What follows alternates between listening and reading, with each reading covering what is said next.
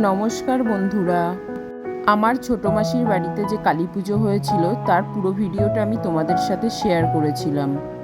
এই ভিডিওর মধ্যে আমি মায়ের বিদায়বেলার কিছু মুহূর্ত তোমাদের কাছে তুলে ধরব।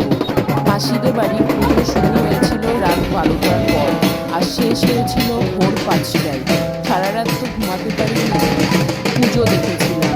পুজো কমপ্লিট হওয়ার পর একটু গিয়ে শুয়েছিলাম, আবার 2-3 ঘন্টা পর উঠে পড়েছিলাম। কারণ ব্রাহ্মণ বলে গেছিল মাকে সকাল 9টার মধ্যে বিসর্জন দিয়ে দিতে হবে। তাই 8:30টার সময় আমরা মায়ের বিসর্জনের জন্য প্রস্তুতি নিচ্ছিলাম।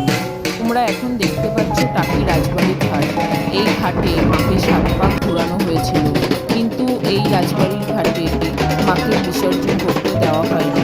তাই তার থেকে কিছুটা সামনে এগিয়ে নিয়ে গিয়ে জেটি ঘাট, যেখান থেকে নৌকা ছাড়ে, সেখানেই মাকে বিসর্জন দেওয়ার প্রস্তুতি চলছিল। এই ঘাটে উপস্থিত হয়ে ওখানেও আবার মাকে 7 পাক ঘুরিয়ে এখন নদীর ঘাটের কাছে নিয়ে যাওয়ার প্রস্তুতি চলছে।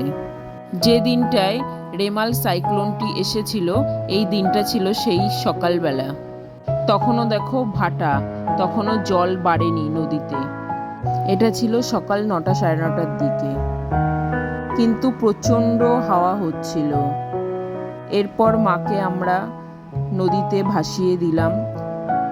আসছে বছর আবার এসো তুমি মা। শুনেছি কালী পুজো আর মেয়ের বিয়ে নাকি প্রায় সমানই। আনন্দ করে সব কিছু করো। দেখো মায়ের পুজোর প্রস্তুতি নেওয়া, সুন্দরভাবে পুজো হওয়া, আবার পুজোর শেষে মায়ের বিদায়বেলা উপস্থিত হওয়া। তোমরা পুরো ভিডিওটি দেখো আর দেখে জানিও কেমন লাগলো। ভালো লাগলে আমার চ্যানেলটিকে সাবস্ক্রাইব করে দিও। ধন্যবাদ সবাইকে।